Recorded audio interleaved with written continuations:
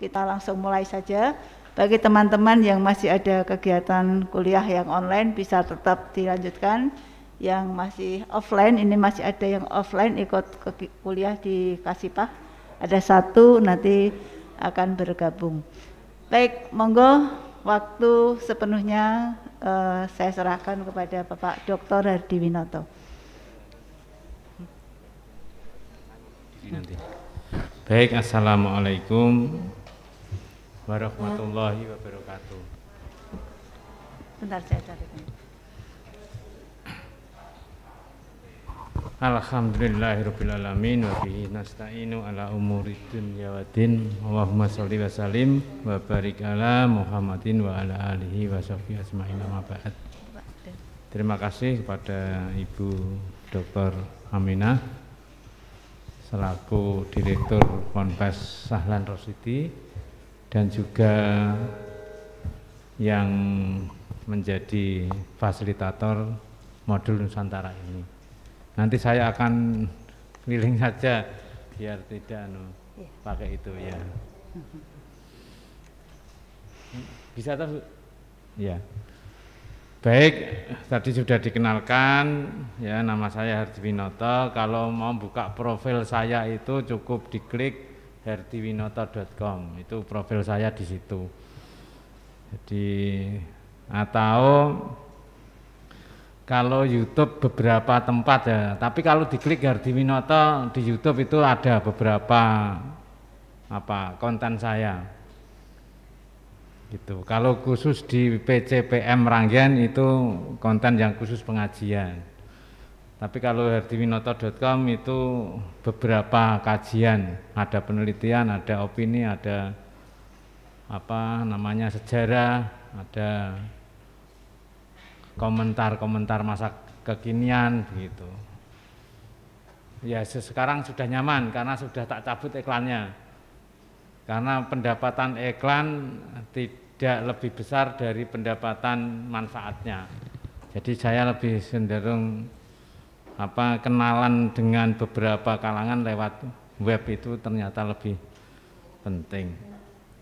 Dan kemarin diberi pesan ya, refleksi dari kunjungan ke Kota Semarang ya, tapi nanti makalahnya tidak begitu lengkap sebagaimana lebih lengkap dengan apa yang saya katakan. Memang saya pernah menjadi penulis khusus di Suara Merdeka itu waktu masih ada warak, ngendok warak itu Warta Warga Semarang, tapi disebut dengan warak ya, warak ngendok gitu ya. Yang di luar Semarang apa itu artinya warak? Warak itu artinya kuda berkepala naga. Itu. Nah, yang di Jalan Pandanaran itu yang maskotnya ada itu di depan Gramedia itu kan ada warak di situ. Yang dekat kemarin dilihatkan warak ya. Ya, tentu itu maskotnya Kota Semarang. Kenapa kok kepalanya naga, tubuhnya kuda? Ya karena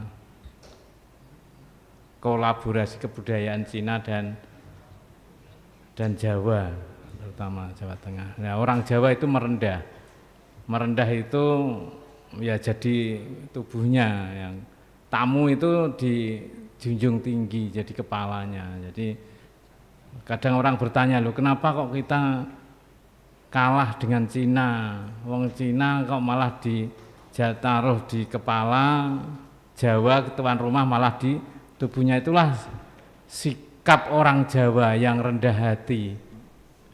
Nah, itu sangat menghargai tamunya, sehingga tamu itu ya disunggi. Gitu. Itu orang Jawa itu gitu. Kalau ada tamu itu biasanya gak makan daging itu beli daging. Loh, yuk biasanya tuku tempe, beli tempe, tapi hari ini kok kamu beli daging? Ini bahasa Jawa ya. Gini loh, saya itu punya tamu. Nah, mau saya masakan daging. Itu kalau nanti keliru jawab itu. Makanya tidak usah ada nyinyir, wah orang Jawa dijajah oleh Cina. Bukan itu. Maksud awal dulu warak ngendok itu hanya menghargai para pendatangnya gitu. Nah, gitu. Nah, baik kalau sebaiknya saya jalan kaki aja ya. Ya, nanti saya bisa sambil kenalan. Jalan kaki kemana Pak? Mau jalan-jalan juga? Kebinekaan? Baik. Ini mahasiswa dari mana? Ya lulus. Ini dari mana juga? Ya. Ini dari berbagai macam. Ini Muslim semua apa tidak? Ada yang Hindu ya? Ada yang Hindu heterogen lah, tidak apa-apa. Jadi nanti kalau saya bicara tentang kebudayaan itu sebenarnya ya berbagai macam corak ya. Ini halaman pertama tapi saya beri judul kebudayaan dan peradaban Islam. Ya karena mayoritas di Jawa itu pembentuk kebudayaan itu diantaranya adalah Islam, mayoritas itu 90% ya kira-kira. Tapi pertanyaannya, ini simbol Islam atau yang lain? Hindu.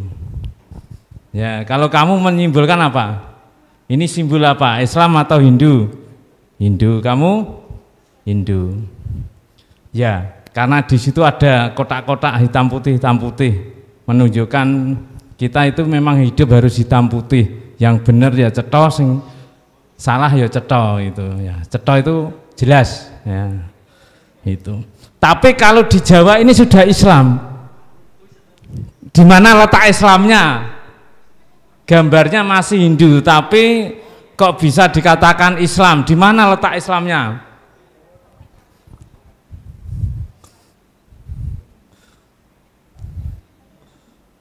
Ya, di mana letak Islamnya?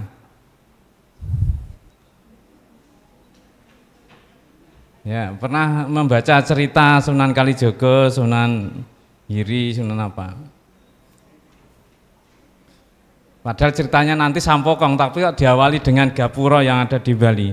Islamnya itu diletakkan pada tempat penamaannya. Di Jawa itu namanya Gapura. Kalau di Bali namanya apa? Gapura ya. Gapura. Ya. Orang Jawa itu tidak bisa bicara nggoin dan tidak bisa bicara fa, itu enggak bisa. Nah, maka dari kata gofuro, jadi Jawa menjadi Gapura, jadi Indonesia jadi Gapura. Bali diambil pura, itu kan bangunan yang menjulang tinggi, namanya pura. Dalam bahasa Arab namanya gofuro, bahasa Jawa namanya Gapura. Makanya kalau di Jawa itu ada lepet centelke Gapura, duwe kupat centelke Gapura, nek duwe lepat njaluka ngapura. Yang Jawa mana yang Jawa? Ya, ini kan karena antar budaya ya. Di Jawa itu aslinya dulu itu kupat, tahu kupat ya? Kupat itu dicentelke Gapura. Ya. Itu menandakan orang Jawa itu salah sedikit saja minta maaf. Maka kalau sekarang ada orang Jawa kok duwe salah rak gelem minta maaf, itu Jawanya sudah hilang. Iya. Kupat centelke Gapura, menawi lepat nyuwun ngapura. Yang ngapura itu bahasa Jawa, tapi bahasa Arabnya itu namanya Ghafurur Rahim, Ghafur. Gapura, nah itu jadi ini Islamnya di penamaannya. Tapi Islam itu di Jawa, Dewan Pendawaan Islam di Jawa itu tidak ada candi yang rusak gara-gara penyebaran agama Islam, tidak ada. Ya paling candi rusak itu karena kena gempa, kena angin dan sebagainya. Dalam sejarah tidak ada. Nah itu awal mula perubahan nama. Dalam ini sastra, ada sastra ya, translate itu sangat penting. Jadi tidak usah anti bahasa, kemudian wah itu bahasa asing, wah ini bahasa lokal, tidak usah. Orang Jawa dulu itu membahasakan bahasa asing menjadi bahasa Jawa itu biasa. Dari misalnya adil itu tidak ada bahasa Jawa, yang ada dari bahasa Arab. Malah di Pancasila itu di 2 pasal, 2 sila itu, keadilan sosial bagi seluruh rakyat Indonesia. Yang ayat 2 pasal 2 sila kedua, kemanusiaan yang adil dan beradab, itu kan penamaannya, karena tidak ada pilihannya. Ya, next. Nah, karena kamu kemarin itu kan piknik ya, keliling-keliling. Dari mana, Mbak? Makassar ya. Sana enggak ada bangunan tinggalan Cheng Ho? Enggak ada. Ya, rata-rata enggak ada. Karena Cheng Ho itu Surabaya ke arah barat. Hanya di Jawa pesisir utara, Sumatera, kemudian sampai Afrika sana. Sampai Afrika, tapi tidak sampai Makassar perjalanannya. Gitu. Nah, di majalah National Geographic tahu ada yang pernah baca. Saya punya koleksinya mulai tahun 70. Itu majalah yang memang mengeksplorasi kebudayaan. Gitu. Ya nanti ada sekarang National Geographic yang Indonesia juga ada. Itu menyatakan bahwa Cheng Ho adalah seorang muslim berdasarkan data eksplorasi dan bukan legenda. Jadi Cheng Ho itu bukan legenda. Jadi ada orang yang mengatakan itu legenda, salah. Karena ada bukti otentiknya. Ya. National Geographic itu sampai sekarang masih terbit. Ini majalah yang cukup tua. Tahun 1888 sampai sekarang masih terbit. Dan saya masih sering membeli karena suka aja gitu. Dia kalau mengkaji sebuah kebudayaan di sebuah desa gitu aja sampai detail. Ya. MUI Jateng juga mengakui ya dalam kajian, dan banyak sekali, tidak hanya itu, di Babat Tanah Jawa yang bukan orang Jawa ya boleh nonton. Baca Babat Tanah Jawa, buku yang komplit tentang keberadaan Jawa. Ya, itu. Ini dari mana? Yang depan ini?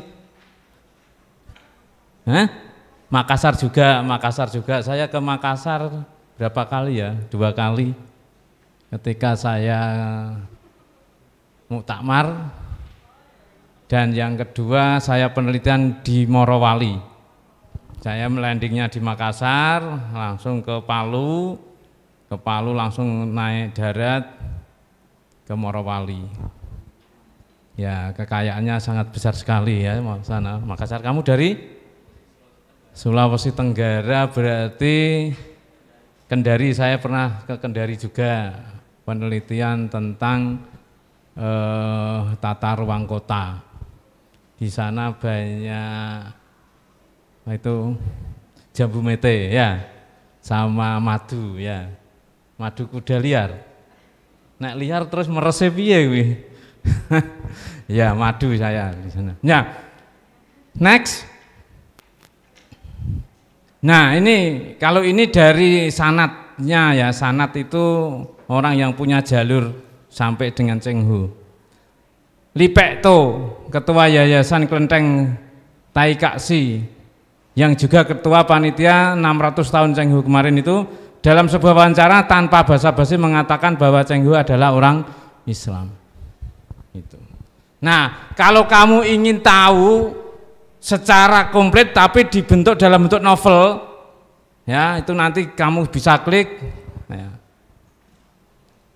Novel Cheng Ho karya Remi Siladu, kira-kira 800 halaman. Nah itu pernah menjadi cerbungnya di Suara Merdeka, pernah di Republika pernah. Remi Siladu penulisnya, asli orang Cina menulis. Remi Siladu itu sastrawan Indonesia tapi keturunan Tionghoa. Ya, klik. Nah ini mulai dari Cina ya, kemudian sampai ke Jawa ini, sampai ke Afrika. Ini perjalanannya ya, Nanjing terus Ayutthaya, kemudian ke Jawa, ke sana, ke Arab Saudi, ya, ke Timur Tengah, ke Mandalika, apa namanya ini? Maladewa. Saya ingat Mandalika karena di Jepara itu ada Pulau Mandalika di utaranya Jawa itu. Nah, Maladewa dan seterusnya sampai Afrika. Ini perjalanannya itu muhibah ya, dari pulau ke pulau loh itu. Nah ini dari Bali sampai Jawa, dari Makassar sampai Jawa. Memang orang-orang dahulu itu kan kalau menjelajah samudra itu bisa sampai bertahun-tahun. Kalau kalian kan paling hanya 1 jam 2 jam. Gitu. Ketika saya di hire BPKM, Badan Koordinasi BKPM, Pemanajemen Modal, sampai ke Morowali, sampai itu kan hanya sebentar-sebentar. Terbang ke Makassar, terbang ke Palu, terbang ke mana? Sana Poso, itu paling kan hanya ukuran jam, 6 jam sudah lama sekali. Kalau dulu bisa 6 bulan perjalanan. Mbah buyut saya pergi haji itu 1 tahun baru pulang. Kalau tambah ngajinya, ya orang haji zaman dulu itu kenapa sangat terhormat, karena sekaligus mengaji lama, ketemu ulama di sana ngaji gitu. Nah sekarang haji terus pulang, enggak dapat ilmu, hanya dapat hajinya saja. Padahal haji itu hanya 5 hari. Nah eman-eman kalau 5 hari saja, yang haji khusus itu kan hanya berapa? Ada haji itu yang hanya 10 hari plus haji, datang sana terus langsung prosesi haji terus pulang lagi. Kalau haji yang normal 40 hari. Nah, itu kalau kamu nanti di Jawa berapa hari? Nah, 4 bulan, alhamdulillah agak lama mengenal Jawa. Itu. Nah, contoh Cheng Ho ini kenapa dijadikan inspirasi bagi kita, itu karena ketokohannya di dalam memimpin rombongan, meskipun dia seorang muslim tapi damai sampai berbagai pulau ini. Kenapa bisa dibuktikan damai? Karena sebelum Cheng Ho dikirim ke Nusantara itu ada utusan sebelumnya namanya Kublai Khan, ya, itu dikirim tapi dengan sikap yang sangat arogan, akhirnya dikalahkan dengan Kertanegara, masih zaman Singosari. Cheng Ho ini kan masa Mojopahit. Nah kalau kamu belajar kisah Mojopahit itu ya, nah itu diantaranya ada Mesin. Nah, Mesin yang nonton Angleng Darmo siapa? Nggak ada. Itu harus ditonton ya. Namanya Tutur Tinular, ada Angleng Darmo, ada Misteri Gunung Merapi. Kalau mau itu sinetron-sinetron yang berkebudayaan Jawa. Nah, ada sinkronisasi antara kebudayaan di situ. Nah, ini dari Nusantara ada Kupang ya. Kupang itu yang daerah selatan sana itu apa ya?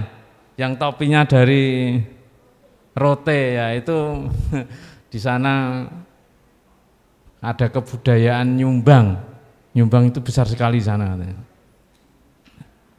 Kalau di Makassar juga ada, di Toraja itu ada nyumbang, itu seorang mungkin ya enggak kuat kalau orang Jawa nyumbang 10 ekor kerbau gitu.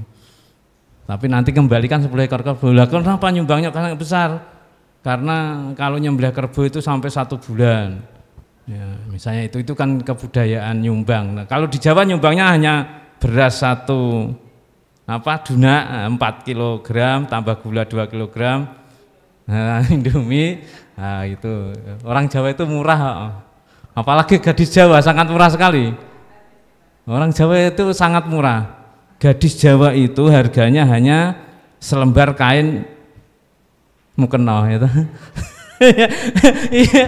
Aku nikahi kamu dengan seperangkat alat sholat sah. Ngono.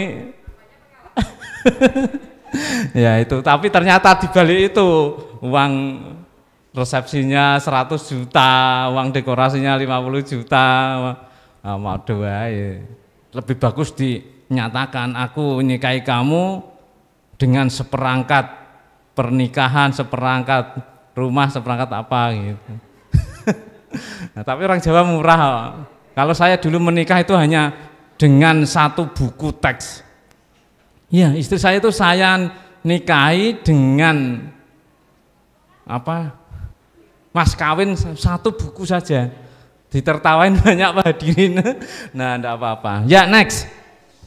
Ya, itu namanya kemudian ini salah satu foto rekayasanya. Kalau aslinya ya enggak tahu. Karena masa mau coba enggak tahu ada dokumentasi foto atau enggak kan. Itu hanya cerita ya. Ya, next. Nah, ini Masjid Chenghu di Surabaya. Ya. Ya, next lagi. Ini di Pasuruan. Next lagi ini di Surabaya juga. Kenapa kok di Surabaya banyak Masjid Chenghu tapi di Jawa Tengah atau di Semarang enggak ada? Ya karena memang mendaratnya pertama itu di Tuban, bukan di Semarang. Semarang itu hanya singgahan saja, tidak lama. Tapi kelentengnya malah justru terkenal di Semarang. Nanti ceritanya kenapa yang lain-lain itu Chenghu itu ditunjukkan keislamannya, tapi di Semarang Konghucunya gitu ya. Nah itu. Apalagi kalau ditambahi cerita yang agak legenda, tapi ada sejarahnya juga. Jadi Chenghu ketika dari Tuban ke Semarang itu kan mampir Lasem, makanya di sana ada batik Lasem. Ya, batik Lasem itu cirinya adalah merah darah. Yang pernah beli batik Lasem siapa? Ya, besok diajak ke Lasem beli batik Lasem di sana. Dan banyak Cina, ya ada yang Konghucu, ada yang Buddha, ada yang Islam berafiliasi sana. Kemudian ke arah barat lagi sampai ke Kudus, ya ada namanya Kiai Telingsing, ya itu Cina Muslim. Ada wihara persis, wiharanya persis di pintu masuk Menara Kudus malah. Nah, dan di Menara Kudus kalau kamu ke belakang masjid itu masih ada namanya patok kerbau. Karena di Kudus itu sampai sekarang tidak ada yang berani nyembelih sapi. Nah, itu yang disebut dengan kebudayaan yang saling menghargai. Orang Hindu sangat menghargai namanya binatang sapi. Padahal umat Islam kalau kurban harus nyembelih sapi. Nah, Sunan Kudus kan ki piye iki? Kan ngono to. Iki ngono to artinya. Nah, kan terus berpikir bagaimana supaya umat ini tidak saling mencederai perasaan, maka fatwanya jangan nyembelih sapi. Jangan menyembelih sapi. Lah terus apa Pak Sunan? Menyembelihlah kerbau. Nah, sekarang gitu. Karena itu kan juga asimilasi terus. Ya.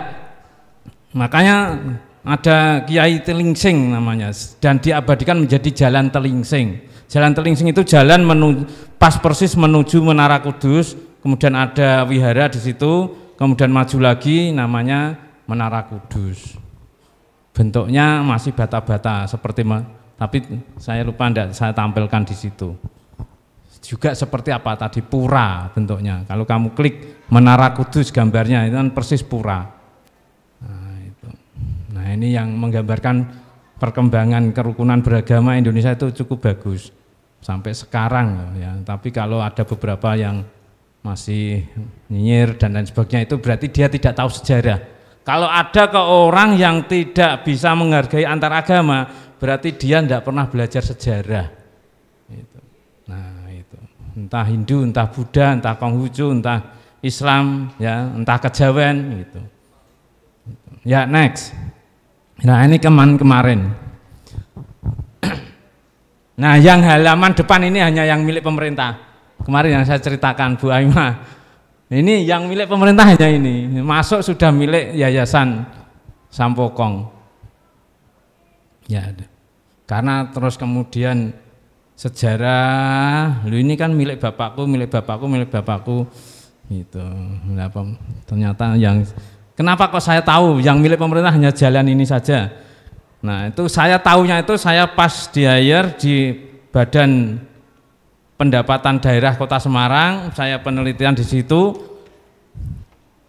Waktu itu pas menghitung biaya sewa Sampokong terhadap pemerintah, salah.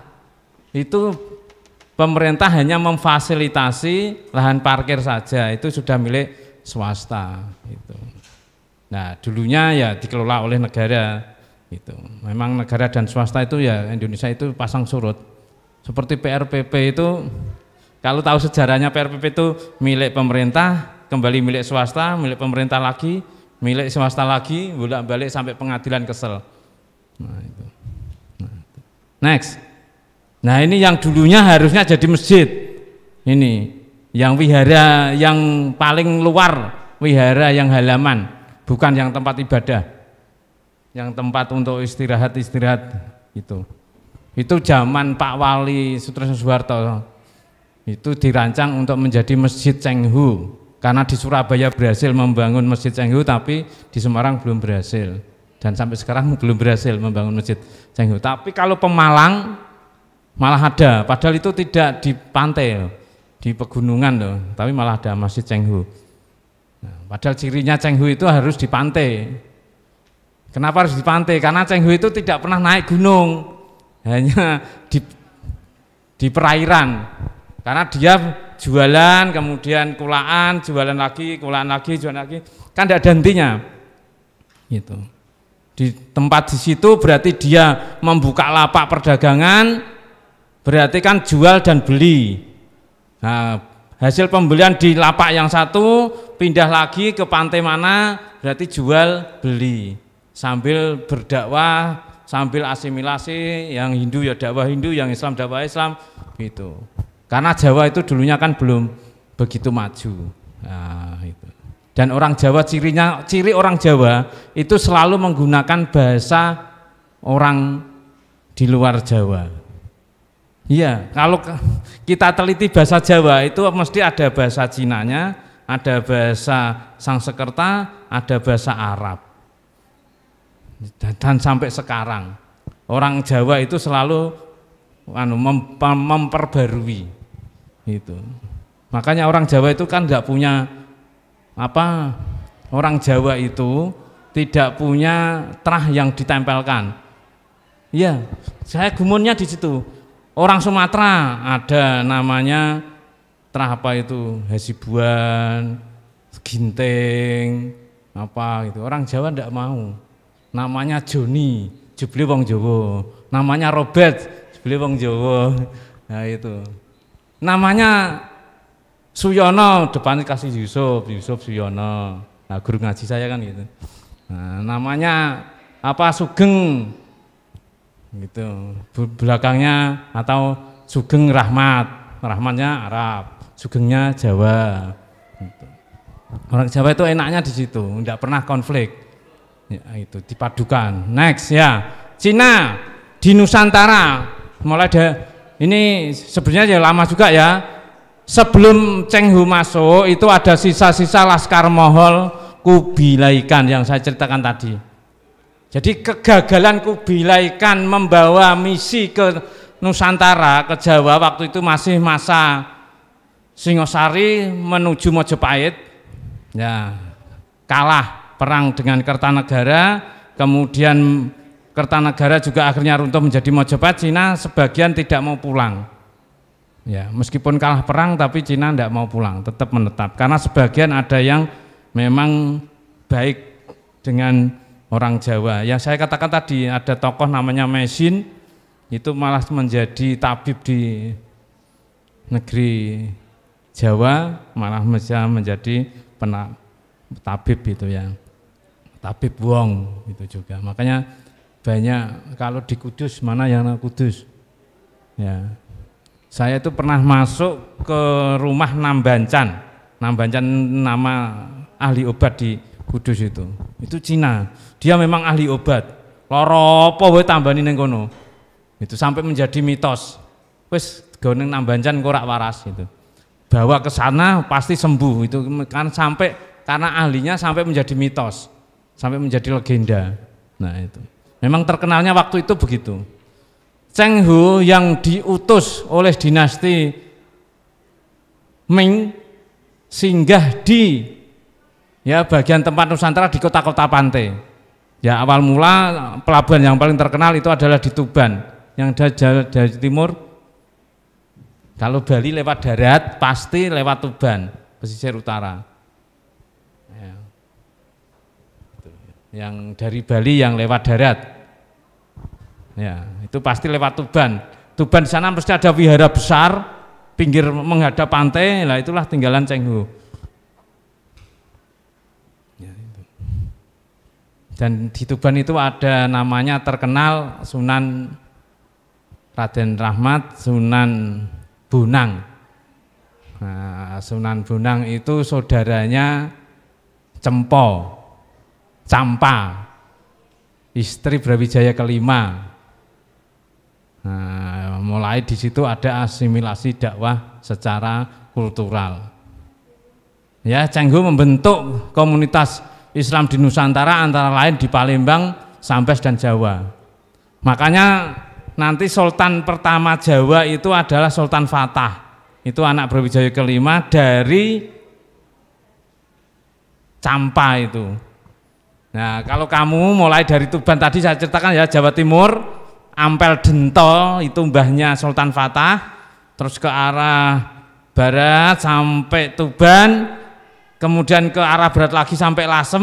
Nah, di Lasem itu ada makam Campa. Itu. Nah, makam Campa nanti kalau masih ada waktu ziarah ke makam-makam Sunan enggak apa-apa. Kalau masih ada waktu diagendakan apa tidak. Nah, nanti kalau ke Sunan Muria ya, itu kan di atas gunung, itu ada mitosnya. Tapi secara ilmiah kalau saya lihat kok tidak mitos. Ada dulu itu namanya Dampo Awang. Ya, Cina juga Dampo Awang. Itu perahunya itu bisa bersandar di Bukit Muria. Nah, zaman Sunan Muria itu, kan ini kan zaman Sunan Muria kan. Nah itu ternyata secara ilmiah tak baca bahwa Pulau Jawa itu dulu hanya gunung-gunung kecil, antara Kudus dan Semarang itu terpisah. Jadi Demak itu ya lautan. Nah ternyata kalau begitu berarti benar kalau perahunya bisa di Bukit Muria, karena dulu kalau itu laut kan berarti Muria itu kan hanya pantai. Oh, kalau diteliti lewat itu betul. Tapi kalau dilihat dari legenda, sekarang orang mungkin ya perahu kok bisa mendarat di Bukit Muria gitu. Bukit Muria ya bukan berarti puncaknya kan. Kan di situ tidak dikatakan puncak Muria tapi Bukit Muria gitu. Nah, kalau sewaktu-waktu ada waktu diajak ke Muria, tahu peninggalan, oh ternyata memang banyak Cina Muslim waktu itu. Nah kemudian Tionghoa Muslim kebanyakan dari Yunan ya, Cina Selatan itu, dan sebagian laskar. Kalau Mongol kan utara, yang kejam-kejam itu. Kalau dalam film itu juga Mongol itu kan digambarkan kejam. Apalagi masa Hulagu itu sampai meruntuhkan Irak yang negara sangat kuat itu aja bisa runtuh oleh Hulagu. Nah setelah runtuh Mojopahit, berdiri Kesultanan Demak dengan raja pertama Raden Patah keturunan Cina, putra Brawijaya dengan putri Campa. Ya, itu Cina Selatan. Itu. dalam sejarah, nanti lengkapnya dibaca Babat Tanah Jawa. Nah itu ya, Putri Campa. Ya, kemudian perubahan arah politik. Nah ini politik itu kemudian agak menjelai kan di situ. Dari mana? Banjarmasin, dari Kendari Sulawesi Tenggara, Banjarmasin Sulawesi, Kalimantan Selatan. Yang tempat perahu-perahu itu ya, pasar perahu ya, pasar terapung. Ya, kamu dari Makassar. Oh, Makassar, Kendari, Banjarmasin. Dari mana lagi? Kendari. Oh, dari berarti Sulawesi, Kalimantan. Dari mana lagi? Nah, kita lanjutkan. Jawa ini kan pernah didatangi Portugis ya, disusul Belanda masuk Indonesia, banyak warga Tionghoa Muslim yang berpindah agama. Karena waktu itu politik divide et impera Belanda itu Cina itu dianggap kelompok kedua. Kelompok pertama adalah Belanda itu sendiri. Jadi masyarakat itu dibelah-belah gitu. Nah, strata pertama adalah Eropa, strata kedua Cina, nah strata bawahnya 3 Arab, bawahnya paling misor malah Jawa. Nah, orang Cina kalau dengan Jawa zaman masa Belanda itu dipoyoki. Nah, dipoyok itu dihina, dibully ya bahasa sekarang. Nah, itu akhirnya kemudian dibatasi bisnisnya. Ya, karena Belanda itu kan sifatnya begitu. Yang tidak mau ikut dia ya akhirnya, makanya orang Cina itu sebagian ada yang masih Konghucu, sebagian masih ada yang Islam, sebagian pindah ke Nasrani. Itu akibat dari politik Belanda waktu itu. Akses ekonominya dibatasi kalau tidak mau mengikuti Belanda waktu itu. Nah ini ya nanti bisa dilengkapi lagi. Nah masjid-masjid Tionghoa selanjutnya banyak berubah menjadi kelenteng. Ya termasuk Sampokong itu dulunya sejarahnya kan masjid, kemudian kelenteng, kemudian pemerintah janji mau membangun masjid di situ, belum sampai sekarang belum berhasil karena posisi tanahnya sudah menang pihak swasta atau pihak pemilik, akhirnya pemerintah tidak bisa ngatur dalam, ngaturnya hanya di luar. Padahal itu kalau hanya demi pariwisata, kalau kasih masjid Sampokong gitu, mesti pengunjungnya lebih besar. Kalau saya versi bisnis, lebih baik kami persilahkan bangun masjid Sampokong di dalam, masjid Cengho gitu misalnya. Kan sisi selatan itu masih Singup, belum begitu ramai, kan lebih bagus menurut versi saya waktu itu diajak diskusi Pak Wali Kota Sutrisno Suharto waktu itu. Ya, Sunan Ampel itu juga disinyalir Cina ya, Bong Sihu itu kakeknya Sultan Fatah, itu mengambil prakarsa melakukan proses Jawanisasi, Islam dari Jawa. Nah, daripada ribet, nah karena masyarakat sudah menjadi terbelah-belah gitu, nah akhirnya gitu. Komunitas meninggalkan komunitas Tionghoa Muslim di Bangil dan hijrah ke Ampel, namanya Ampel Dento. Ya, orang-orang baru di Jawa yang diislamkan. Makanya wajar Islamnya orang Jawa itu tidak murni. Makanya kalau ini mungkin tidak mengenal Salafi apa gitu ya, itu mesti bertentangan. Tapi kami orang Muhammadiyah tidak boleh nek cara Pak Tafsir, wis pokoknya yang penting simpati dengan Islam ki sapi. Nek dipeksa-peksa ndak malah rasido lebih Islam malah seri. Nah, tapi versi yang lain, yo kita ini harus dimurnikan. Nah, itu versi dakwah ya. Tapi kita kan belajarnya tidak di situ, tidak di fikihnya, tapi di kebudayaannya. Nah, Bong Sihu membentuk masyarakat Islam Jawa di pesisir utara, terutama Madura dan masyarakat pesisir Jawa. Makanya kalau kamu teliti orang Madura ke orang Islam itu malah dianggap aneh. Ya, karena itu. Tapi orang Bali bukan Hindu juga aneh, misalnya gitu. Karena mayoritasnya Hindu. Nah, kalau orang Jawa campuran, Islame ya campur, Jawane ya wis diislamke, Islam dijawake, wis ngono kuwi. Banyak di masyarakat Jawa begitu. Islam, tradisi yang diikuti masih Jawa gitu. Nah, itu namanya apa? Sinkretisme. Nah, itu. Next. Nah, luruhnya Kesultanan Demak. Nah, ini sekarang tadi kan mulai Singosari, Mojopahit, terus ke Demak. Itu. Sunan Prawoto itu keturunan ketiga setelah Sultan Fatah. Yang kedua itu Trenggono, Sultan Trenggono, masih aman. Ke Prawoto sudah perebutan kekuasaan antara Jipang, ya Jipang Panolan, yaitu Arya Penangsang.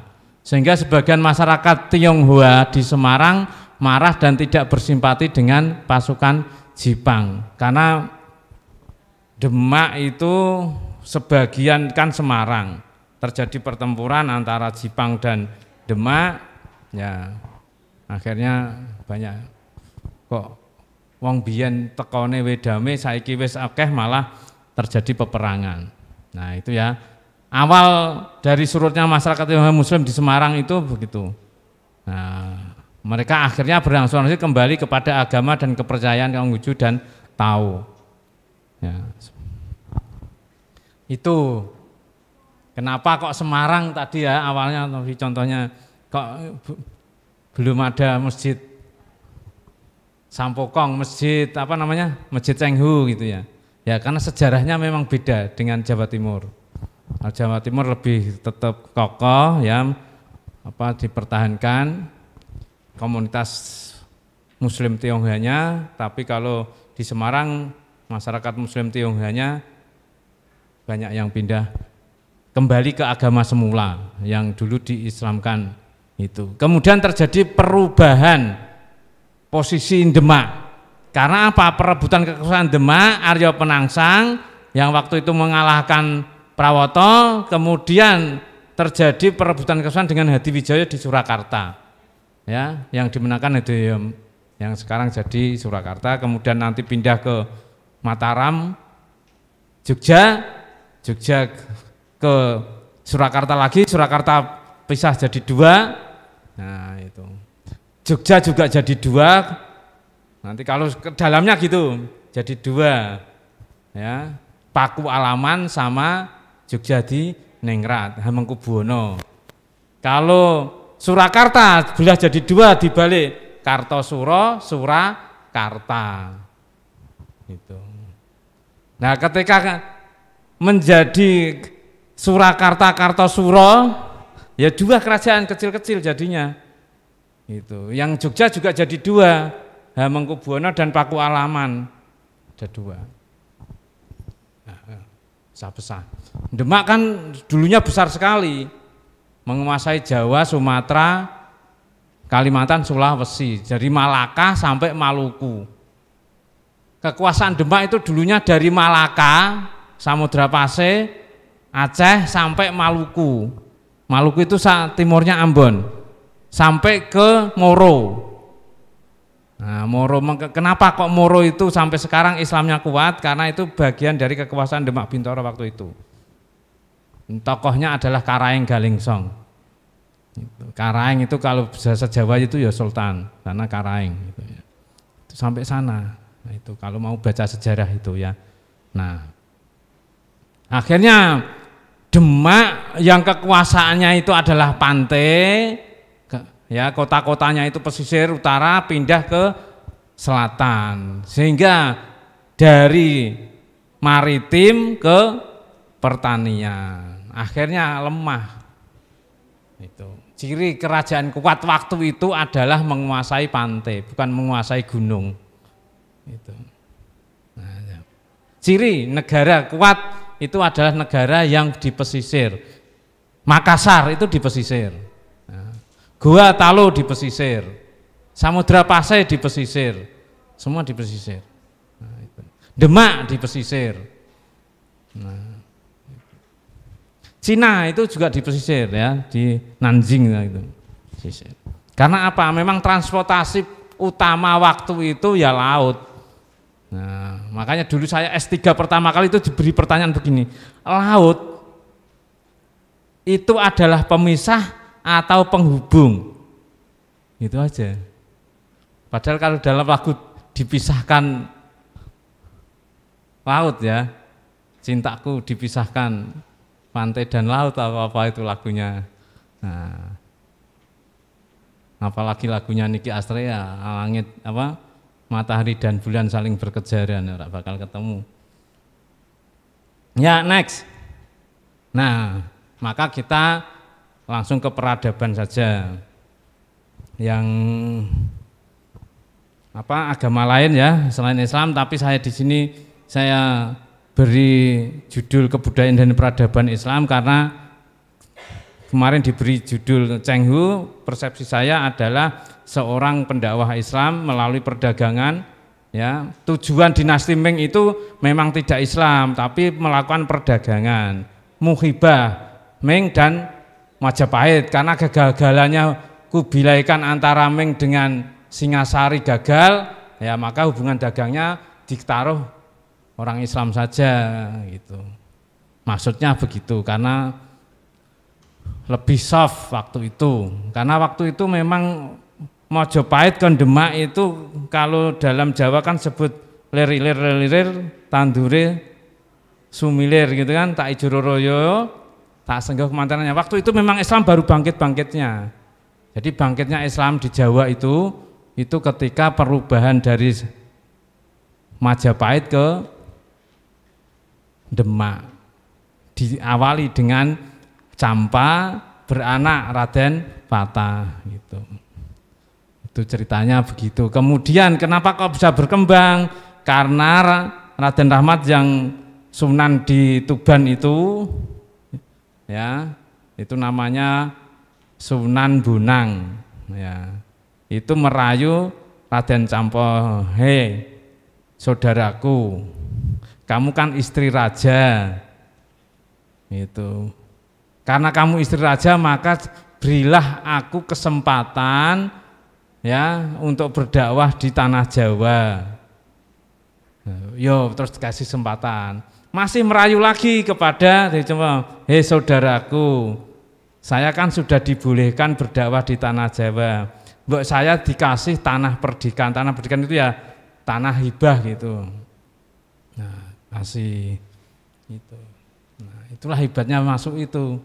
Maksudnya Islam disiarkan secara begitu damainya gitu ya. Kebudayaan hasil olah pikir, budi, cipta, rasa, karsa dan karya manusia berdasarkan itu ya.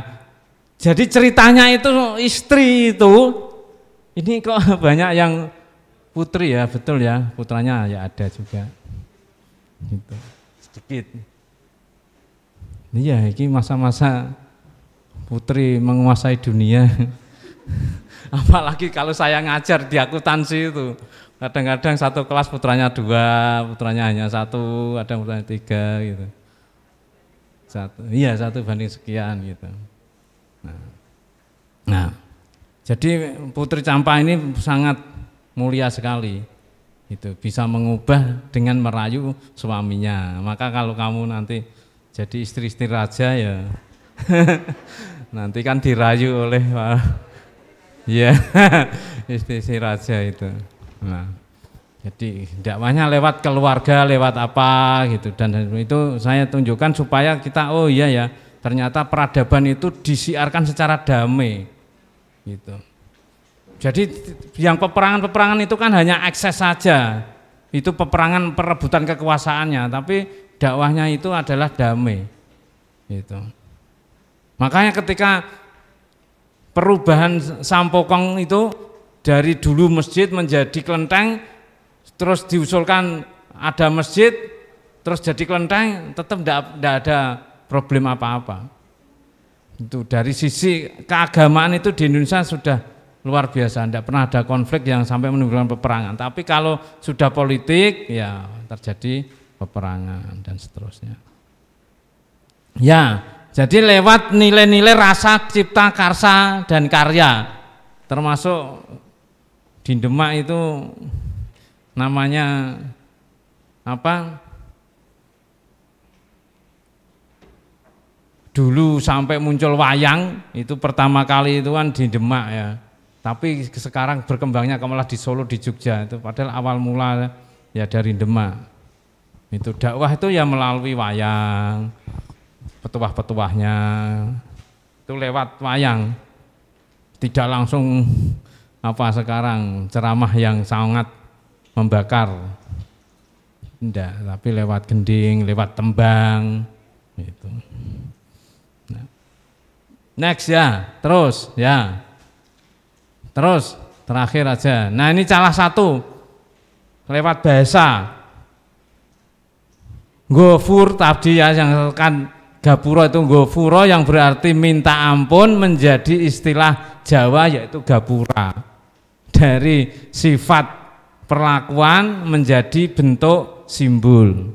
Nah, yaitu bangunan sebagai tanda suatu tempat, area atau bangunan tertentu yang berarti ya masuk sebuah wilayah tertentu. Berarti kalau masuk sebuah wilayah tertentu itu bagusnya minta maaf kepada orang yang didatangi. Maaf ya, saya datang ke sini namanya kula nuwun. Nah, itu orang Jawa. Itu. Nah, misalnya Allahus Somad itu dari Jawa menjadi semedi, ya, bergantung. Itu. Banyak sekali nanti kalau belajar itu ya lama sekali. Nah, semedi itu kok wong manembah itu ya somat, menggantungkan diri kepada Tuhan. Gitu. Tapi maknanya menjadi beda kesininya. Kesininya menjadi beda. Awal mulanya ya enggak beda. Ya, awal mulanya ya semedi itu ya minta ampun kepada Allah, ya beribadah, ya manembah itu. Tapi karena kesininya terjadi bias, akhirnya nek semedi kita dianggap kejawen, nek sholat dianggap Islam gitu. Nah, misalnya kamu orang Islam, kamu semedi boleh apa enggak?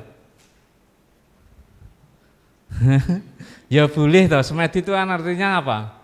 Berdiam diri, merenungkan, muhasabah kan gitu. Nah, tapi menjadi salah ketika semedinya di depan batu. Nah, kan gitu. Yang salahnya kan di situnya, dikerentek hatinya. Nah, tapi kalau kamu semedi tapi kerentek hatinya kepada Tuhan yang esa, ya enggak apa-apa. Gitu. Nah, itu makanya kadang-kadang kebudayaan Pak Hardiki kok selalu membela kejawen tuh, bukan membela kejawen tapi merunut dulu sejarahnya bagaimana gitu kan. Nah, gitu. Kalau di Jawa itu ada selamatan gitu. Ning Makassar ada selamatan enggak? Enggak ada ya. Selamatan as-salamatan fiddin. Jadi selamatan. Artinya apa? Diselamatkan dari apa gangguan supaya agamanya itu kuat. Salamatan fiddin. Selamatkanlah agama kami.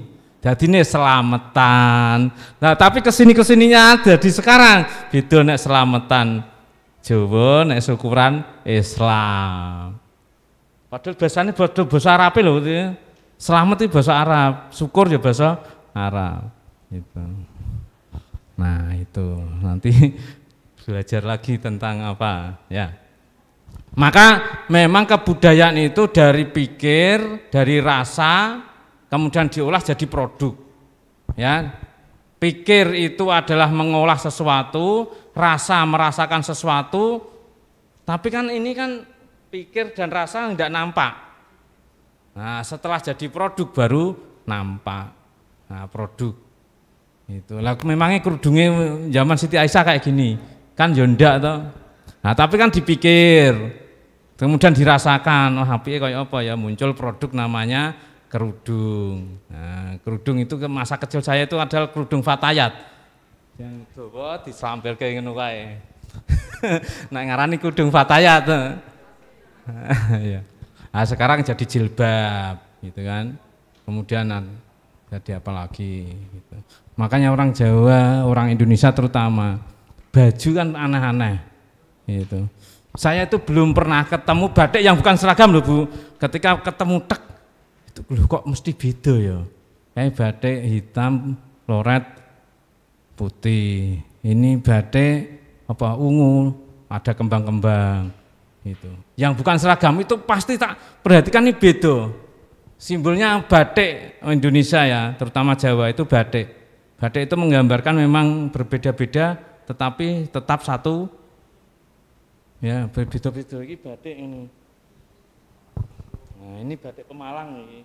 Mergane tukune ning Pemalang, enggak tahu batik dari mana. Gitu. Tapi kalau lasem memang batik lasem itu memang ada. Ya, batik lasem. Tinggalan Chenghu itu dulu. Batiknya merah, merahnya merah darah, persis batik Cina itu. Nah, itu. Hanya kalau Cina itu naga-naga gitu ya. Kalau di Jawa ganti bunga-bunga gitu. Kalau Jawa gitu, bunga-bunga. Bunga-bunga atau daun-daun itu ciri batik Jawa. Nah, muncul binatang-binatang itu enggak tahu. Karena itu para Sunan dulu kan enggak boleh gambar yang hewan atau manusia atau apa. Mesti daun-daun bunga-bunga. Itu. Baik itu dulu ya. Yang belum sempat yang Lawang Sewu. Diskusi aja ya. Lawang Sewu sedikit saja itu stasiun dulu itu. Kantor pelayanan kereta api masa Belanda. Tapi saya tidak sempat membuat makalahnya, cukup ini saja. Yang peradaban multikultural tanah Jawa. Gitu. Tapi bukan berarti awal mula Chenghu ya. Ini kan karena pikniknya di Chenghu. Tapi nanti yang lainnya juga banyak. Baik, boleh bertanya, tanya jawab, silakan. Ya, silakan Mbak, siapa nama dari? Ya.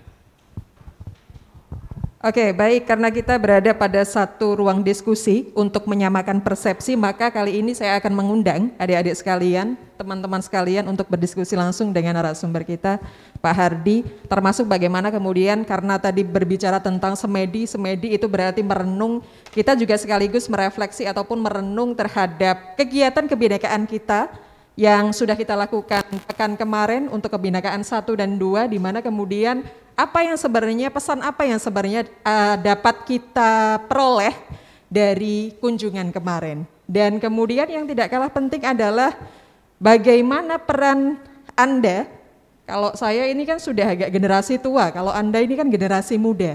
Berarti bagaimana kemudian peran Anda sebagai generasi muda untuk menumbuhkan jiwa nasionalisme ataupun dengan keberagaman yang ada. Oke, dan ini karena sudah ada satu penanya, oleh karena itu ini dari kelompok 3, dari kelompok 2 ada juga kelompok 1. Sebelum saya berikan kesempatan kepada kelompok 3 untuk bertanya kepada narasumber, saya boleh dong minta tepuk tangannya dari teman-teman sekalian untuk narasumber kita dan juga untuk semangatnya teman-teman yang ada di sini. Oke Mbak, dengan Mbak Elanda. Bismillahirrahmanirrahim. Assalamualaikum warahmatullahi wabarakatuh. Perkenalkan teman-teman semua, nama saya Elanda Yovita. Saya berasal dari Universitas Muhammadiyah Kendari, yang tepatnya berada di Provinsi Sulawesi Tenggara. Pertama-tama saya ucapkan terima kasih atas waktu yang diberikan. Jadi pertanyaan saya seperti ini Pak. Tadi di dalam slide tersebut dikatakan bahwa Arya Penangsang ini menang dari Jipan, yaitu yang menyebabkan masyarakat Semarang marah sehingga surutnya masyarakat Semarang ini dan beralih ke kepercayaan Tionghoa atau Toa. Kalau tidak salah seperti tadi di slide Pak. Jadi yang ingin saya pertanyakan yaitu kekecewaan seperti apa yang didapatkan oleh masyarakat Tionghoa Muslim di Semarang ini sehingga membuat mereka berpikir untuk kembali ke kepercayaan mereka yaitu sebagai seorang Konghucu. Terima kasih. Assalamualaikum warahmatullahi wabarakatuh. Waalaikumsalam warahmatullahi wabarakatuh. Tahan dulu Pak, saya akan mencoba untuk mengundang adik-adik dari kelompok 2 dong. Kelompok 2 mana kelompok 2? Kelompok 2, ini pada nunduk kelompok 2. Pura-pura sibuk. Kelompok 2, ayo kelompok 2. Ayo, biar ada yang mewakili. Oke, saya berikan kesempatan untuk berpikir terlebih dahulu kelompok 1 sebelum kemudian Pak Hardi akan menjawab langsung dari pertanyaan Mbak Elanda, betul? Iya.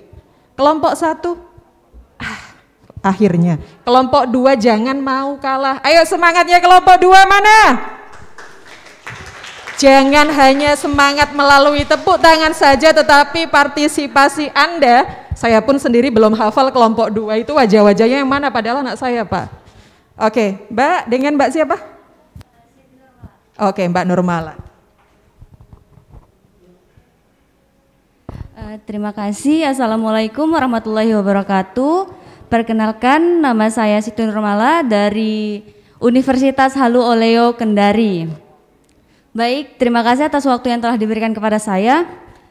Begini Pak, saya ingin bertanya. Kan ada yang namanya kejawen gitu ya.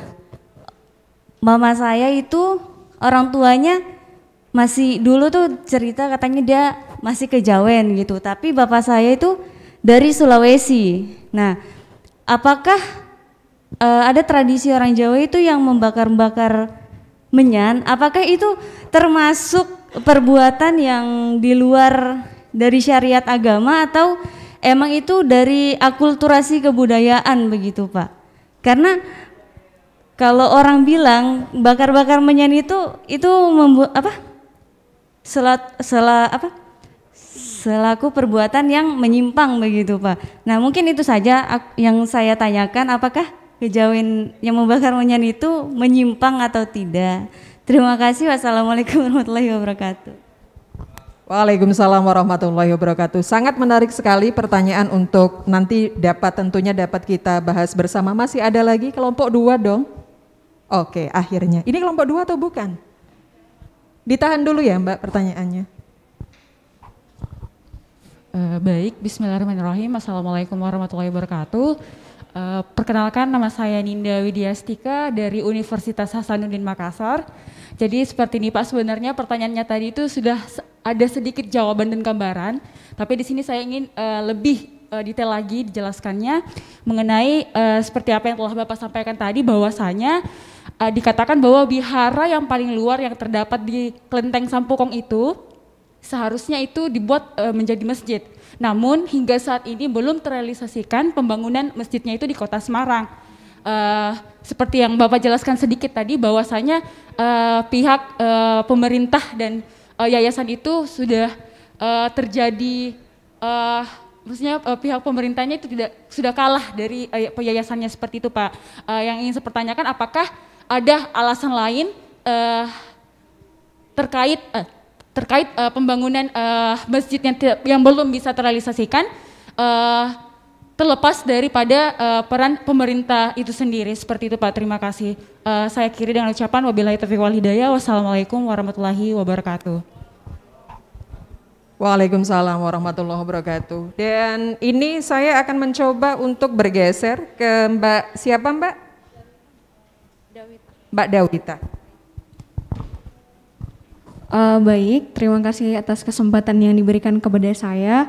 Assalamualaikum warahmatullahi wabarakatuh. Shalom, salam sejahtera dan salam toleransi. Perkenalkan, saya dari Universitas Buso Makassar, bertepatan di Sulawesi Selatan dan asal kampung saya dari Toraja. Jadi mungkin di sini Pak saya masuk mungkin di sejarahnya, yaitu Sampokong yang pada zaman dulu itu sempat dikenal dengan Bapak Perdagangan. Nah, sejarah di sini Pak saya mau bertanya, apakah ada imbak khusus yang diberikan ke Indonesia pada zaman itu pada saat dia berlayar di Indonesia, atau sekedar singgah, atau ada efek yang ditinggalkan mengenai perdagangan tersebut? Terima kasih.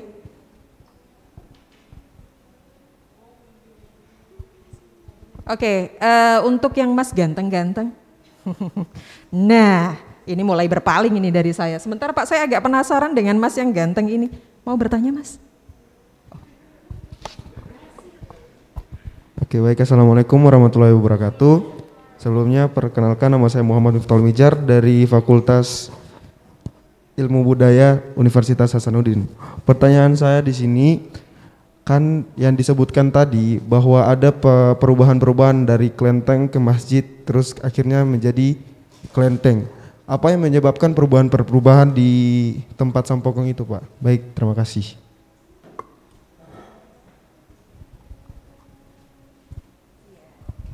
Baik, cukup ya teman-teman ya. Sudah ini roman-romannya sudah mau maghrib. Jadi nampaknya 5 penanya nampaknya juga sudah cukup. Siapa Pak Hardi? Monggo langsung ditanggapi. Terima kasih ya atas beberapa pertanyaan, yaitu dari Mbak Elan ya, UM Kendari. Betul ya? Elanda. Oh, Elanda. Nah, perlu konfirmasi kalau nama, nanti berbahaya.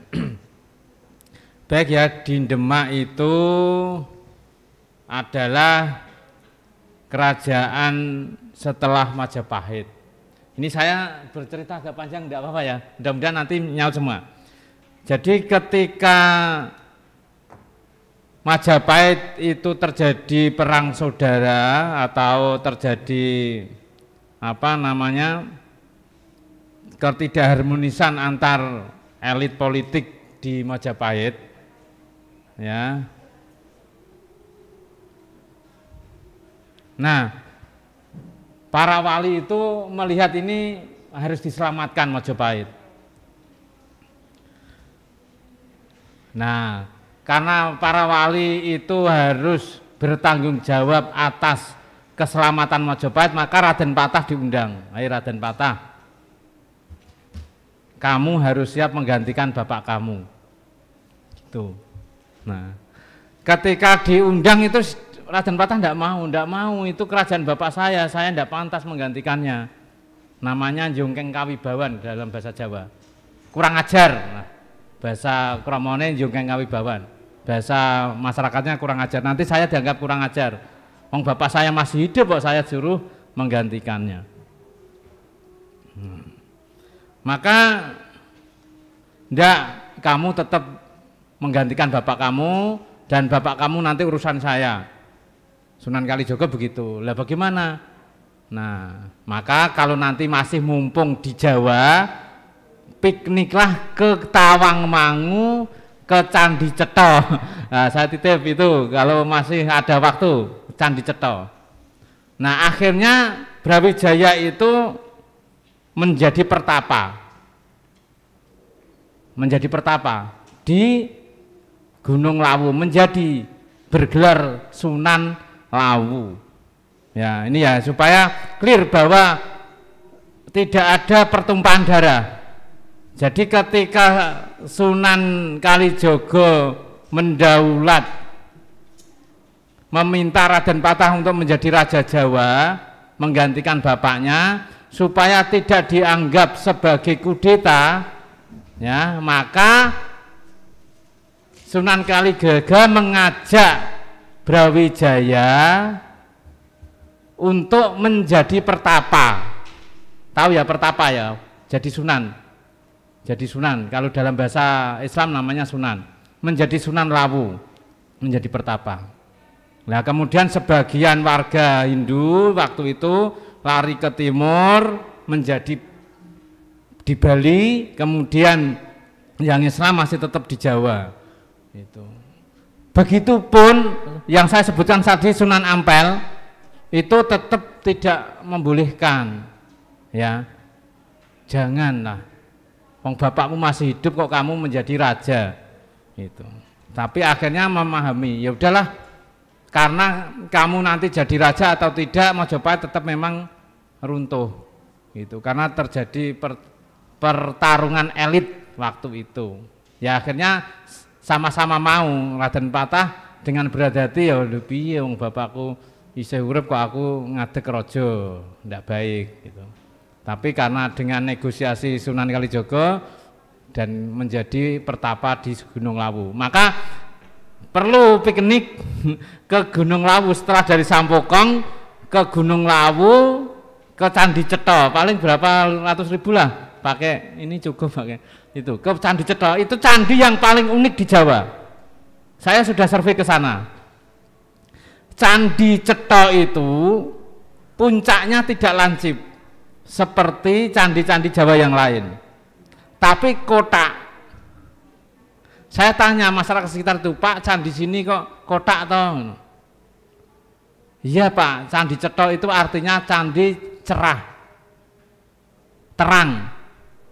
Cetha itu artinya jelas. Itu karena dia mendapatkan pencerahan. Nah, kenapa kok kotak? Itu Ka'bah Pak, bukan candi. Nah, makanya di sekitar Candi Cetha itu masyarakat Muslim kuat. Itu. Tapi ya Muslimnya Muslim Jawa. Tadi nanti saya lanjutkan Jawa ya. Jadi itu. Nah, kemudian kok terjadi pertengkaran antara Arya Penangsang dan Sunan Prawoto. Sunan Prawoto itu masih keturunan Saden Patah, masih Cina. Itu ya. Dan kemudian perang antara Arya Penangsang itu dari Jipang Panulan. Jipang Panulan itu kalau sekarang ya Blora itu. Ya, itu dulu sebutannya Jipang Panulan. Nah, terjadi peperangan itu yang menang Arya Penangsang. Sunan Prawoto kalah. Nah, karena merasa kalah dan Prawoto itu kan umatnya atau masanya itu sampai ke Semarang. Demak Semarang itu kan satu kesatuan dulunya itu. Jadi belum ada pemisahan antara Semarang, Demak itu. Kalau kamu baca sejarah itu Genuk itu ikutnya ya Demak, kemudian Pedurungan itu yang Demak. Kalau orang Semarang, padahal ini orang luar Jawa semua, saya cerita lokal tidak begitu mudeng. Tapi itu ya Semarang, Demak itu satu kawasan. Akhirnya ya ada emosi junjungan kami kok begitu kalah gitu ya. Ya daripada junjungan kami kalah dan terenyahkan ya kami kembali ke Konghucu lagi gitu. Nah, akhirnya itu ya. Kemudian Mbak Nurmala sudah dipahami ya itu ya Sunan Prawoto dan jadi peperangan itu memang tidak baik. Dakwah atau syiar agama kok dengan peperangan dengan itu pasti menghasilkan yang tidak baik. Kerugian tau ini ibaratnya ya wis didakwahi ape malah saiki bali meneh. Nah, kejawen sama Islam bagaimana? Ya, ini saya terangkan. Ngebong menyan iki dosa apa ora?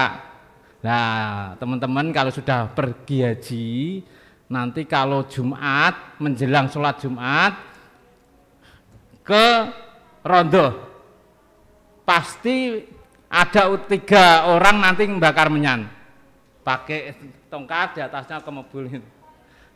Tapi menyannya menyan Arab, menyan pewangi ruangan. Nah gitu. Nah berarti bakar menyan kan tidak berdosa gitu ya. Ya karena niatnya adalah mewangikan ruangan lewat sarana ngobong menyan. Nah gitu. Mbah saya juga gitu. Kalau semedi itu mesti bakar menyan. Tak tanya, Mbah ngobong menyan musyrik atau Mbah gitu. Musyrik gundulmu kalah gitu kan. Lah aku nek ngobong menyan pangani nyamuk sewengi to kalau nah itu terus saya baca cerita. Ini saya cerita, ini mungkin ada yang kenal, ada yang belum. Namanya Mbah Petro. Mbah Petro itu mbah yang jangkung, hidung mancung, nah itu. Tapi sebutannya Mbah Petro. Ya, mungkin kalau daerah pedalaman Boyolali sampai ke mengenal. Mana itu yang Bukit Merapi ya. Siapakah Mbah Petro itu? Mbah Petro adalah orang yang bisa mengubah budaya dari sesembahan nyembah bulan purnama melalui harus nyembelih perawan. Tahu, menyembelih manusia. Zaman dulu itu kalau menyembah persembahan itu berupa manusia loh. Untuk supaya gunung itu tidak meletus. Iya betul itu di Jawa itu begitu. Dulu untuk membuat sesembahan supaya gunung tidak meletus itu harus menyembelih gadis desa dan harus masih perawan dan di bulan purnama. Nah kebudayaan itu kan hasil pikir, olah rasa, olah pikir, olah batin. Mikir. Akhirnya hei para umatku, Aja nyembelih menungso, wong menungso kuwi anakmu dhewe. Nah, saya bisa Indonesiakan. Jangan menyembelih manusia, wong manusia itu kan anak kalian semua. Kan gitu. Nah, terus pripun, Mbah? Bagaimana Mbah Petruk? Ya udah ganti kepala kerbau. Nah, waktu mengganti kepala kerbau ini dosa atau tidak? Ini aku ora bilang ya, ayo. Menyembelih manusia dengan menyembelih kerbau lebih baik mana? Menyembelih kerbau kan? Nah, itu kepala kerbaunya dibuat sesembahan, tapi badannya untuk makan bareng-bareng masyarakat kampung tersebut. Nah, sebenarnya mitologi itu sejarahnya ceritanya begitu. Metode perubahan dari kepala manusia menjadi kepala kerbau. Nah, ulama sekarang mengganti kepala kerbau menjadi kerbau dari kertas, kemudian dibakar. Nah, itu kan proses islamisasi yang sangat halus kan. Nah, waktu terjadi perubahan itu ya tidak dianggap musyrik. Nah, kan hatinya loh, ini hanya sesembahannya gitu. Nah, akhirnya sekarang walaupun berupa kerbau kertas, ya tetap musyrik kalau yang disembah adalah gunung Merapinya. Tapi kalau yang disembah Gusti Allah, bang menyang kan ya ora apa-apa toh untuk pewangi ruangan. Gitu. Nah, yang penting itu. Makanya kalau saya membela kejawen itu ya gitu. Wah, Pak Ardiki deng-dengi Muhammadiyah, Pak NU, apa kejawen gitu. Saya pernah memang diundang di TVRI itu waktu itu benar perkembangan agama kejawen di Pulau Jawa. Loh kok aku lho sing diundang untuk saka ngendi informasine? Ya hanya kebetulan. Jadi saya hanya menceritakan itulah proses yang kesininya menjadi karena tidak tahu metodenya dulu. Ya, yang penting kan metodenya olah rasa, olah pikir, kemudian menjadi produk. Ya, itu produk. Jadi ketika ada orang bakar menyan, ini sebagai produk apa sebagai niatan batin? Kalau hanya sebagai produk menyan sebagai pewangi, oh enggak apa-apa. Tapi menyan kanggo ngusir setan atau ngundang setan, nah itu beda lagi. Ya itu sudah kemusyrikan. Nah gitu. Ya, ngundang setan kudu nganggo menyan. Kalau saya ngundang setan pakai amplop ya. Setan-setan dongoro. Gitu ya. Nah, jadi itu. Jadi bisa segala sesuatu bisa dipahami. Jadi ketika kita melihat agama lain dengan ritual yang berbeda, itu sehingga kita memahami sehingga terjadi toleransi. Itu. Ketika tidak toleransi kan melihat agama lain dengan cara agama kita. Nah, gitu. Makanya di dalam Islam kan lakum dinukum waliyadin. Ya wis agamamu ya agamaku, agamaku ya agamaku. Nah, saling toleransi. Gitu. Kemudian yang ketiga yang dari Universitas Hasanuddin, Mbak siapa tadi? Endah. Winda. Linda. Ninda. Ya, bagaimana perkembangan masjid menjadi kelenteng? Ya memang ini kalau di Eropa gereja menjadi masjid itu karena gereja tidak ada jamaahnya, bukan apa gitu ya. Kalau di kelenteng jadi masjid itu juga karena pindah agama saja. Dulu masjid ya terus juga di kelenteng. Karena waktu zaman Belanda itu kan terjadi isolasi antar zaman Belanda itu kan ada kampung Cina, ada kampung Arab, ada kampung apa gitu. Nah, di situ sudah diawasi oleh Belanda waktu itu ya. Kalau mereka ingin selamat dan dengan menjadi kelenteng lebih selamat, nah kan gitu. Tapi ada kampung Islam Belanda ya tidak berani, tetap jadi masjid gitu. Dulu itu dibatasi begitu. Nah, memang akhirnya kelenteng yang Semarang kan dikasih musola itu pojok utara itu kan, pojok utara masuk pintu gerbang kemudian ke kiri itu ada musola kecil itu. Ya memang harapannya itu yang gazebo paling besar itu masjid, tapi akhirnya udahlah hanya jadikan gazebo saja. Ya itu kan kesepakatan antara pemerintah dan yayasan. Karena itu bukan tanah negara, tapi tanah yayasan itu. Sehingga kan hak-hak suka-suka oleh pemilik yayasannya itu. Jadi tidak masalah. Kemudian yang dari Sulawesi Selatan terus Mbak siapa lagi? Ya. Hah? Lita. Ya. Mbak Lita ya. Ya, Bapak perdagangan, ya betul. Jawa itu, ini saya beritahu ya, Jawa itu sejak zaman dulu itu sudah globalisasi. Titel raja-raja Jawa itu Hamengkubuwono. Hamengkubuwono itu artinya mangku bumi. Ada mangku bumi, ada Hamengkubuwono. Artinya sama, yaitu bumi itu dipangku. Nah, itu kan artinya globalisasi. Ya, Jawa itu hebat, raja-raja Jawa. Mungkin di sana ya mungkin ada arti yang sama ya, di Sulawesi di apa titel-titel rajanya mungkin dengan bahasa sana. Tapi di bahasa Indonesia, bahasa Jawanya Hamengkubuwono itu adanya mangku bumi. Ya, ada titel mangku bumi, ada titel Hamengkubuwono. Kalau Hamengkubuwono kan sampai ke 10 ini. Saat ini Hamengkubuwono ke 10. Ya, besok Hamengkubuwono ke 11 enggak tahu. Karena anaknya putri semua.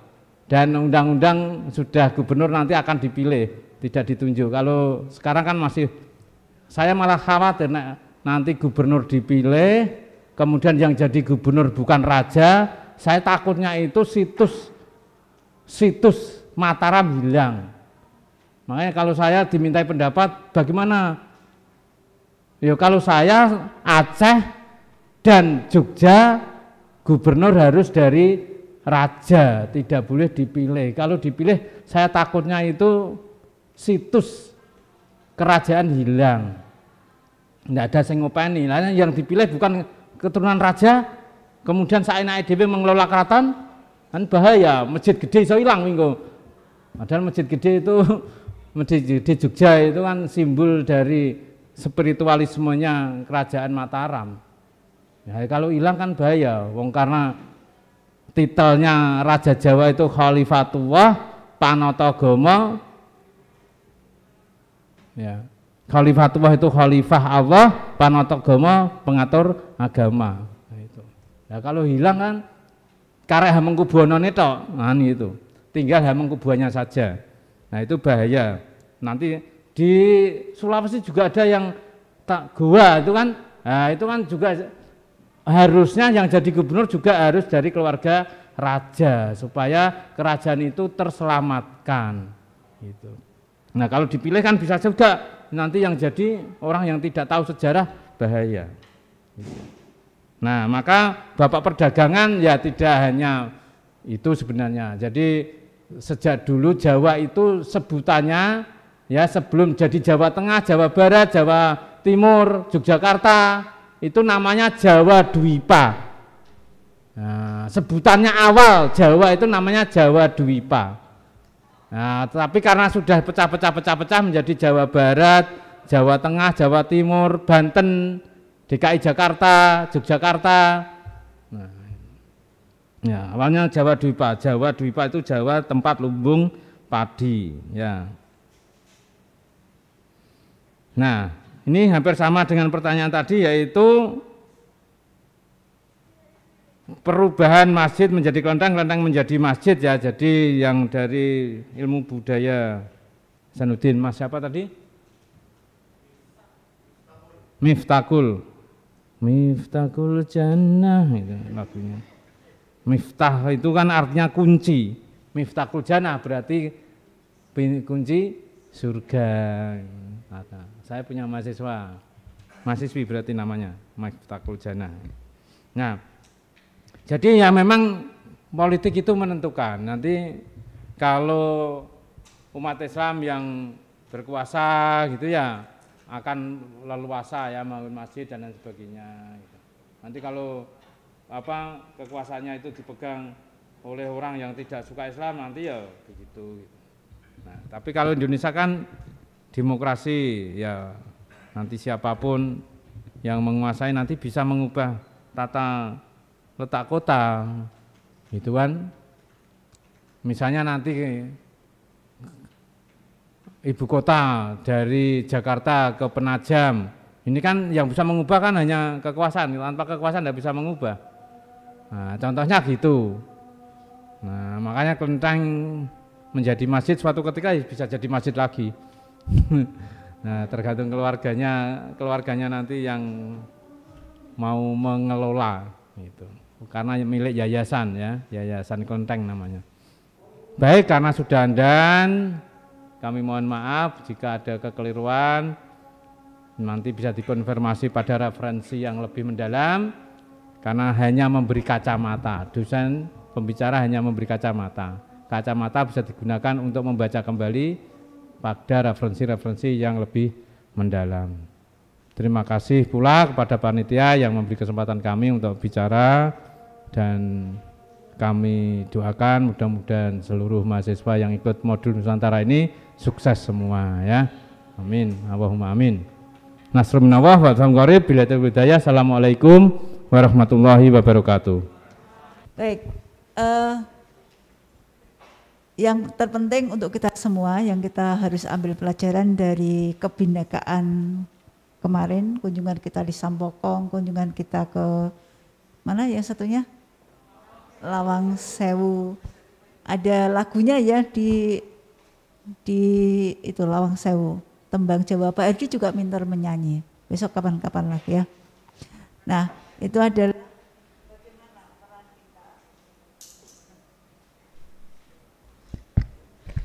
bagaimana peran kita itu kalian dan saya dan kita semua untuk merenung kembali, berpikir ke belakang. Kemudian apa ya, tentunya dengan cerita-cerita yang kemarin kita peroleh dari para pemandu dan hari ini ditambah dengan dari Pak Hadi, betapa luar biasa perjuangan-perjuangan Pak Cheng Ho, kemudian pengelola Lawang Sewu untuk menumbuh suburkan persatuan kesatuan, bahwa tidak ada tidak memandang siapa yang dibela waktu itu. Selain perdagangan yang dikembangkan oleh Pak Cheng Ho, juga mempersatukan daerah-daerah, menumpas kejahatan-kejahatan yang terjadi pada waktu itu. Dan yang perlu kita kita renungkan juga bahwa bangunan sedemikian rupa di Sampokong itu didirikan oleh komunitas Tionghoa. Jadi tadi yayasan untuk mengenang atau menjadi momentum perjuangan Pak Cheng Ho. Kalau ini kita berbicara tentang latar belakang agama, tentunya ini tidak akan terjadi. Kenapa? Karena Pak Cheng Ho diketahui adalah seorang Muslim, sedangkan masyarakat Tionghoa yang membangun itu bukan semuanya masyarakat Muslim.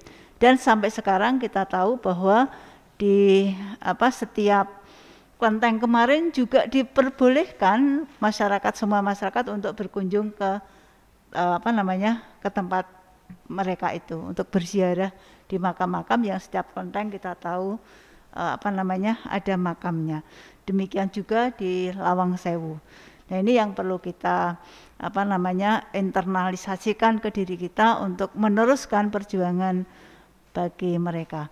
Baik, salam toleransi tadi, meniru dari pernyataan Mbak Dewita ya, luar biasa. Salam toleransi untuk kita semua modul Nusantara. Terima kasih sekali Bapak Dr. Hadi Winoto untuk ruang perjumpaan pada sore hari ini yang membuat wawasan kita bertambah banyak.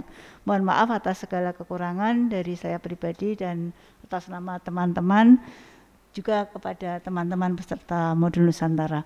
Terima kasih, kita akhiri bersama dengan bacaan hamdalah. Alhamdulillahirabbil alamin.